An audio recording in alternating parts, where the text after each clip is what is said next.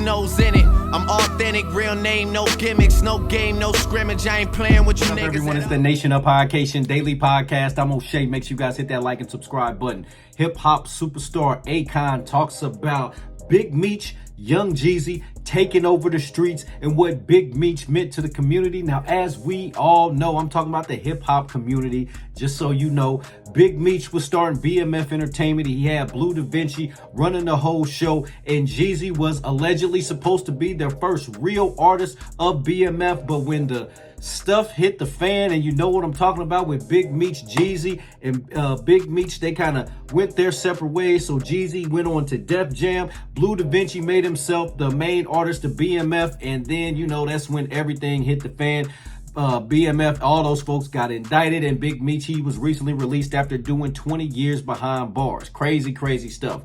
Anyway, Akon, we all know he had the Akon and Young Jeezy. You know what I'm saying? He had that song, that hit song with Jeezy on Jeezy's album, and I mean, it was a certified banger. So Akon's in here talking about his relationship with Big Meech, his relationship with Jeezy, how Jeezy took over the streets, and what BMF could have done if they would have able to make it legit and get out of the street business and would have made the entertainment business. Let's take a look at this clip from Akon as he explains. That whole element was a special time.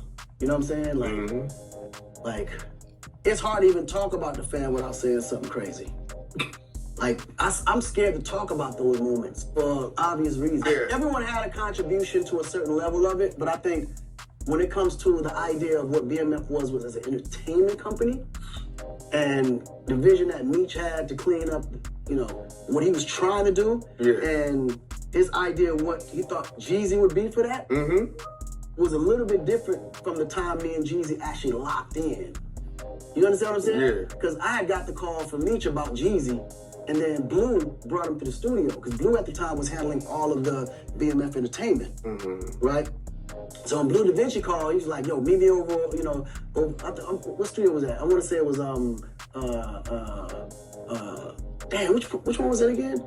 Patchwork. It wasn't Patchwork. Yeah, it was Patchwork. It was Patchwork. Patchwork. Hell yeah, it was Patchwork. So we got the Patchwork, and Blue played me this nigga fucking mixtape, and I was like, this little nigga hard. Then not shortly after, Jeezy came walking in, man, I'm connected, and we just locked in immediately. Like, we just linked instantly. Yeah. And at the time, I was moving real heavy with DJ Nando. So DJ Nando at the time was one of the most popular strip club DJs at that time. And he just made it a part of his set like it was a fucking... Every single day, he played the whole mixtape, literally every day. The whole, from top song number 1, all the way to song 11 or 12, however many songs in there. And he made the mixtape a fucking city anthem. I didn't know that. No, literally. Like, the mixtape was playing on fucking repeat in the club.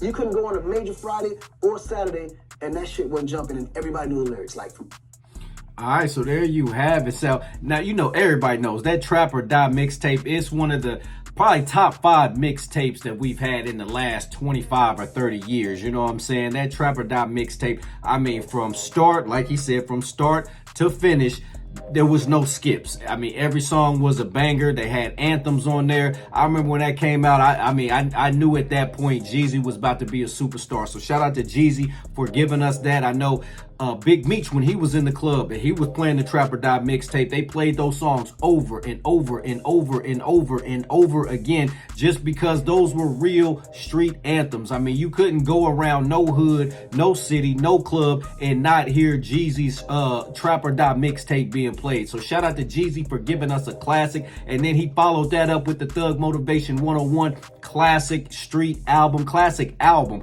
That song, I don't think it has any skips on it either. You know what I'm saying? So shout out to them. It would have been crazy if Big Meech could have got everything converted over to the legit business of BMF Entertainment, to where they would have been a real player in the music industry. I would have been interested to see what they really could have done if they would have had a young Jeezy. I know there was a time there where they had tried to sign Gucci Mane, and then I know they had Blue Da Vinci. A lot of folks don't really mess with his music like that, but hey, if he was behind spearheading everything, and then Big Meech was like the figurehead face, and then you had Jeezy and possibly Gucci Mane. They could have took over Atlanta and took over the nation. Nation, what do you think about Akon's comments on Jeezy, on Big Meech? Let me know in the comment section down below. Make sure you guys hit that like and subscribe button on your way out. Peace. In it. I'm authentic, real name, no gimmicks, no game, no scrimmage. I ain't playing with you niggas at all.